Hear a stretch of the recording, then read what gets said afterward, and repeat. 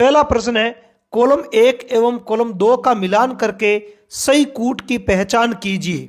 देखो कॉलम 1 और कॉलम 2 है, अब इनका मिलान करके कूट पहचानना है। तो देखते हैं फटाफट से।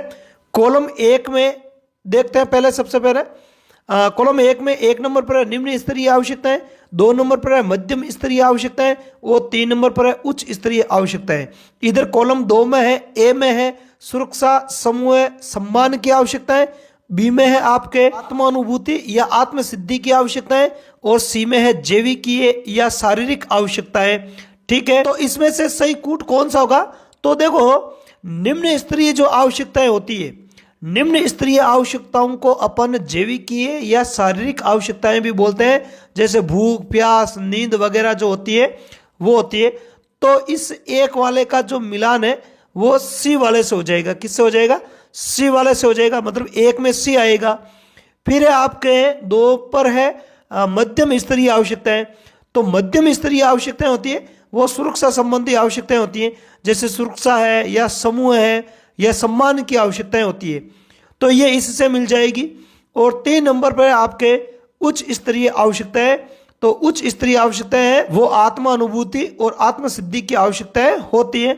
तो 3 नंबर पे आ जाएगा बी। ठीक है, और 2 नंबर में क्या आ जाएगा? ए, और 1 नंबर में आ जाएगा सी। तो देखो इसका राइट आंसर क्या हो जाएगा? 1 में सी, 2 में ए और 3 में बी हो जाएगा। आगे बात समझ में? और आप अब तक समझ गए होंगे कि यह प्रश्न आपके जो मेस्लो का आवश्यकता अनुक्रम का सिद्धांत है या जो मांग सिद्धांत है उससे बनाया गया सवाल है। आगे बात समझ में? अगला प्रश्न देखते हैं। दूसरा प्रश्न है, निम्न विकल्पों में से कौन सा अहम ईगो से संबंधित नहीं है? देखो ईगो से संबंधित कौन सा नहीं है? ऑप्शन ए है न सुखवादी बनो और न ही आदर्शवादी। ऑप्शन बी है मन का मुख्य शासक। ऑप्शन सी है अचेतन मन का राजा।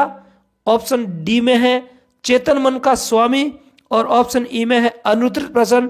तो इस प्रश्न का जो राइट आंसर है वो हो जाएगा आपके अचेतन मन का राजा। देखो अचेतन मन का जो राजा होता है वो ईड होता है। क्या होता है? ईड होता है, अहम नहीं होता है। तो अहम है वो न सुखवादी बनो और न ही आदर्शवादी बनो, इसका समर्थन करता है। मन का मुख्य शासक होता है और ये चेतन मन का स्वामी होता है, जबकि अचेतन मन का जो राजा होता है वो कौन होता है? ईड होता है। इसलिए इसका जो राइट आंसर है वो क्या हो जाएगा? आपके ऑप्शन सी हो जाएगा। अगला प्रश्न देखते हैं। किशोरावस्था में बालक अधिकांशतः अपने ही रूप पर मोहित हो जाता है, फ्राइड ने इस भावना को कहा है। देखो ऑप्शन ए है लिबिडो, ऑप्शन बी है मूल प्रवृत्ति, ऑप्शन सी है नार्सिसिज्म, ऑप्शन डी में है इरोज और ऑप्शन ई में है अनुत्तरित प्रश्न। तो देखो इसका जो राइट आंसर है वो हो जाएगा आपके ऑप्शन सी नार्सिसिज्म, या जिसको बोलते हैं स्वमोह। क्या बोलते हैं? स्वमोह हो जाएगा। आगे बात समझ में? अगला प्रश्न है, निम्न में से कौन सी व्यक्तित्व मापन की आत्मनिष्ठ या व्यक्तिनिष्ठ विधि नहीं है? देखो व्यक्तित्व मापन की विभिन्न प्रकार की विधियां हैं, अप्रत्यक्ष विधियां हैं, फिर प्रत्यक्ष विधियां हैं। प्रत्यक्ष विधियों को भी फिर भागों में बांटा गया है ना, आत्मनिष्ठ है या व्यक्तिनिष्ठ और वस्तुनिष्ठ है। ठीक है, तो इनमें से आत्मनिष्ठ या व्यक्तिनिष्ठ विधि कौन सी नहीं है? ऑप्शन ए है आत्मकथा, ऑप्शन बी है समाजमिति, ऑप्शन सी है प्रश्नावली, ऑप्शन डी है साक्षात्कार और ऑप्शन ई में है अनुत्तरित प्रश्न। तो इसका जो राइट आंसर है वो हो जाएगा आपके ऑप्शन बी समाजमिति विधि। कौन सी विधि? समाजमिति विधि है। वो एक प्रकार की आपके कौन सी विधि है? वस्तुनिष्ठ विधि है, ध्यान रखना। समाजमिति जो विधि है वो वस्तुनिष्ठ विधि है और इस विधि के जो जनक है वो मोरेनो है। कौन है? मोरेनो है, ध्यान रखना। और आत्मकथा जो विधि है वो सबसे प्राचीन विधि है व्यक्तित्व मापन की, और प्रश्नावली जो विधि है उसके जन्मदाता कौन है? वुडवर्थ है। उसके जन्मदाता कौन है? वुडवर्थ है। आगे बात समझ में? अगला प्रश्न है, 5वां प्रश्न है, कम्युनिस्ट द्वारा किस पुस्तक की रचना के बाद मनोवैज्ञानिकों का ध्यान बालक की ओर आकर्षित हुआ?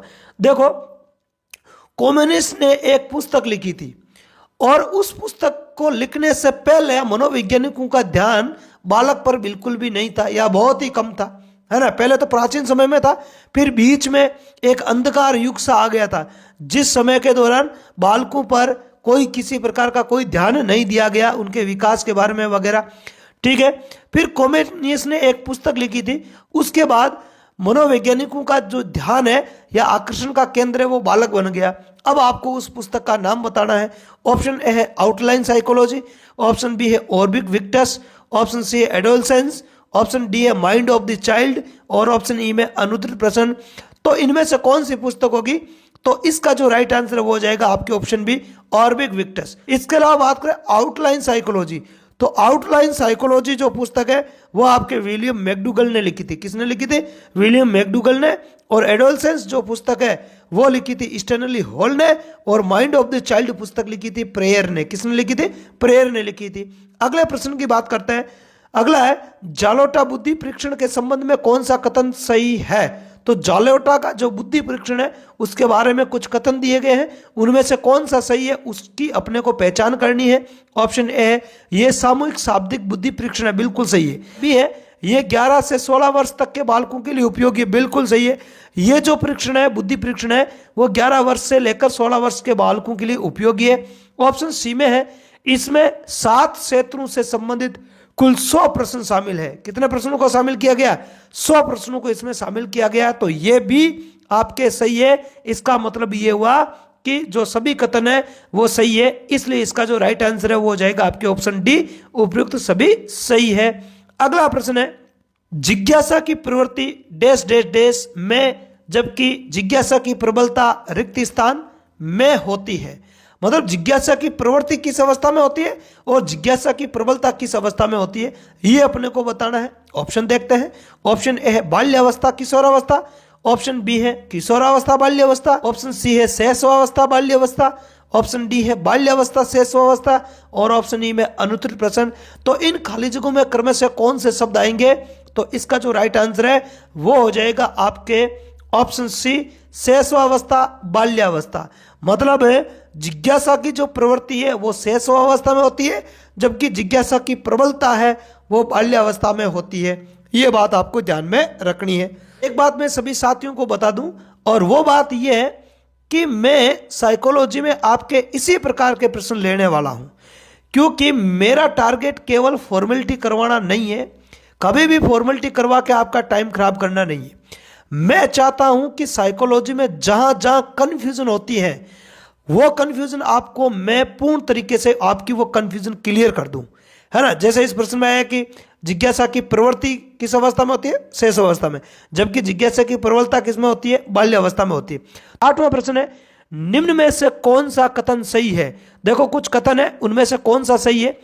ऑप्शन ए सर्वाधिक शारीरिक विकास शैशवावस्था, ऑप्शन बी है सर्वाधिक शारीरिक परिवर्तन किशोरावस्था, ऑप्शन सी है ए एवं बी दोनों सही है, ऑप्शन सी कल्पना का बाहुल्य शैशवावस्था, ऑप्शन ई में अनुत्तरित प्रश्न। तो देखो यहां पर अपन बात करें सर्वाधिक शारीरिक विकास जो है वो शैशवावस्था में होता है, बिल्कुल सही है। और ऑप्शन बी में सर्वाधिक शारीरिक परिवर्तन वो किशोर अवस्था में होते हैं, ध्यान रखना है, इसलिए मैंने इस प्रश्न को लिया है। सर्वाधिक शारीरिक विकास का प्रश्न है, चाहे अलग से ही बना दे एग्जाम में, तो सर्वाधिक शारीरिक विकास आपके शैशवावस्था में होता है और सर्वाधिक शारीरिक परिवर्तन जो होते हैं वो किशोर अवस्था में होते हैं ना। किशोरों में सबसे ज्यादा अचानक से परिवर्तन होता है ना, आगे बात समझे। इसीलिए तो स्टैनली हॉल ने इस किशोर अवस्था को तूफान और तनाव की अवस्था कहा है ना। हाँ, और अब आपके देखो इसलिए ए और बी दोनों तो सही है अभी तक। तो अब ऑप्शन डी में कल्पना का बाहुल्य ये कथन है वो गलत है। देखो कल्पना का जो बाहुल्य होता है वो शेष अवस्था में नहीं होता है, आगे बात समझ में। कल्पना का बाहुल्य होता है किशोर अवस्था में, जबकि कल्पना जगत में विचरण है वो बालक शेष अवस्था में करता है ना। शेष अवस्था में कल्पना जगत में विचरण करने की आदत होती है, ठीक है, जबकि कल्पना का जो बाहुल्य होता है वो किशोर अवस्था में होता है। इसलिए यह कथन तो गलत है। कथन एक और मतलब कथन ए और कथन बी सही है, इसलिए इसका जो राइट आंसर वो हो जाएगा आपके ऑप्शन सी हो जाएगा। ए एवं बी दोनों सही है। अगला प्रश्न देखते हैं। 9वां प्रश्न है न्यूमैन एवं स्टर्न ने व्यक्तित्व को वर्गीकृत किया है। तो देखो न्यूमैन और स्टर्न ने व्यक्तित्व को कितने भागों में बांटा है? ऑप्शन ए है अंतर्मुखी बहिर्मुखी एवं उभयमुखी, ऑप्शन बी है विश्लेषणात्मक एवं संश्लेषणात्मक, ऑप्शन सी है प्रत्यक्ष विचारक सूक्ष्म विचारक एवं स्थूल विचारक, ऑप्शन डी में है गोलाकार, आयताकार एवं लंबाकार, और ऑप्शन ई में अनुत्तरित प्रश्न। तो इस प्रश्न का जो राइट आंसर है वो हो जाएगा आपके ऑप्शन बी, विश्लेषणात्मक एवं संश्लेषणात्मक। आगे बात समझ में। अब ऑप्शन ए में अंतर्मुखी, बहिर्मुखी एवं उभयमुखी, तो ये जो वर्गीकरण करने वाले थे वो कौन थे आपके? युंग थे। कौन थे? अंतर्मुखी, बहिर्मुखी और उभयमुखी युंग का वर्गीकरण है। और प्रत्यक्ष विचारक, सूक्ष्म विचारक और स्थूल विचारक, ये स्थूल विचारक है, ध्यान रखना, स्थूल विचारक है। इसमें वर्गीकरण करने वाले थे आपके थायरनडाइक, और गोलाकार, आयताकार एवं लंबाकार जो वर्गीकरण दिया था वो दिया था सेल्डन ने। किसने दिया था? सेल्डन ने। अगले प्रश्न पर चलते हैं। अगला और आज का अंतिम प्रश्न है, कोई बालक परीक्षा में कम अंक आने की वजह से विद्यालय छोड़ देता है, बालक के व्यवहार के लिए जिम्मेदार कारक है।